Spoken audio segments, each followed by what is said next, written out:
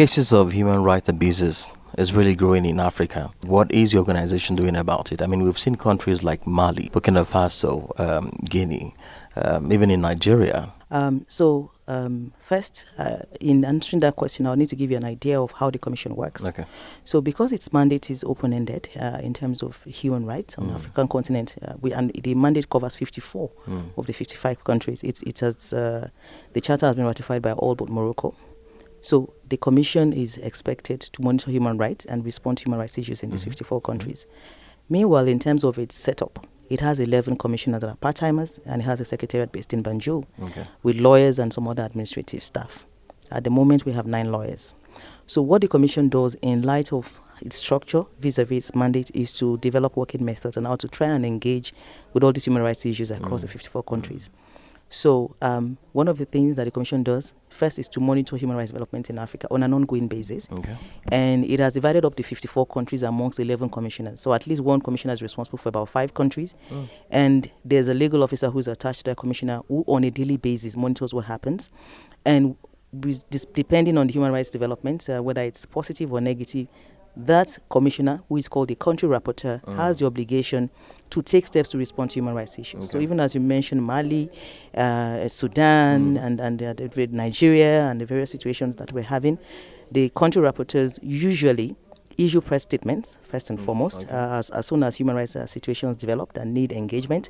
Sometimes they write what we call letters of concern to the president of those countries, highlighting the issues, making recommendations on how they can be addressed, and seeking to engage. And the country rapporteurs also go on what we call country missions. This could be promotion missions or investigative missions, depending on the context. For instance, we were in Burundi at the instance of the AU. One other way that the Commission also engages is by trying to identify some key thematic human rights issues that are happening on the continent. For instance, we're talking about unconstitutional changes of government and conflicts and terrorism and some of the situations prevailing in some of the places that you've mentioned. And the Commission has been able to identify some of these thematic issues. So it has what we call subsidiary mechanisms that deal with some of these issues. And there are also commissioners amongst the same 11 commissioners who have divided up the special mechanisms besides looking at human rights generally. So, for instance, if we're talking about constitutional changes of government, we have, apart from the country rapporteur, we now have a subject matter expert who deals with the issue of human rights and conflicts and crisis situations. So in other words, in every country, there's a representative for this. The commissioners are not based in those countries, but they engage with those countries because those are the countries because there are people who will be listening to us at the grassroots level via in their local dialect, Madinka, Wolof, and the rest of them, and they would want to know how they can make reports of cases of human rights abuses. What do they do in this case? So because the Commission is a supranational body, it operates at regional level. It doesn't have physical presence in the countries other than the headquarters where we're based in Banjul, the Gambia. However, we work closely with a lot of local actors, NHRIs I've mentioned, and a lot of civil society organizations. So the Commission receives reports on an ongoing basis from CSOs. And it actually has established a special relationship with CSOs. It grants observer status to CSOs. And at the moment works with almost 600 CSOs on an ongoing basis. So the people who have the information at local level can engage with CSOs and approach the Commission. However, the Commission is a body that is publicly accessible. Anyone. No bottleneck. No bottleneck. Anyone can send information to the Commission. The website is accessible. It receives most information these days by email. And you could also send information in print. And the Commission receives information from any source, including cases. Cases can be filed by anybody, any natural or legal person.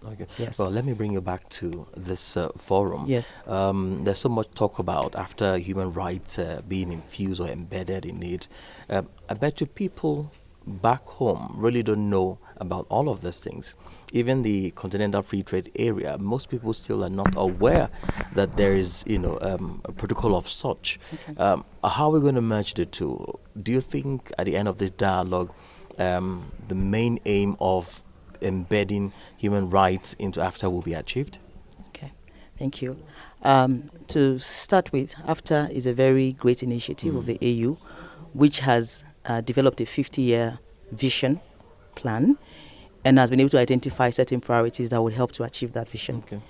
And under that plan, we have 7 aspirations and 13 flagship projects that are supposed to lead towards us achieving those aspirations. AfCFTA is one of them.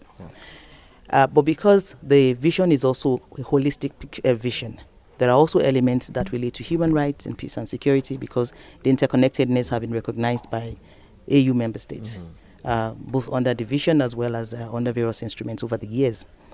So what we are saying at the moment, and why we are gathered in this room, is that it has been noted, and one of the key work that has been done by NANRI is to do an assessment of how much human rights was considered when AfCFTA was being developed. Okay. And we discovered that there was a gap.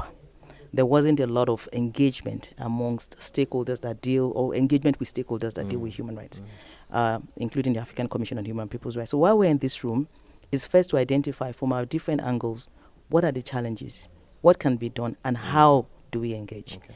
And people have spoken from different angles. And one of the things that I have also said as a representative of the Secretariat of the African Commission is that the Commission has committed to engaging with the AfCFTA Secretariat as well as our stakeholders in conducting a human rights impact assessment of the AfCFTA as it stands today, working with other stakeholders.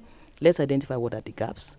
Let's make recommendations on how they can be addressed, and how they, and in what ways. Whether we want to address them through the supplementary protocols, or we want to address them through the various toolkits that have been developed, or as we review after 5 years. There are still many opportunities to engage, and the rationale behind this is to ensure that development within the framework of AfCFTA, which would be catalyzed through the vehicle of trade, would be people-centered. Okay.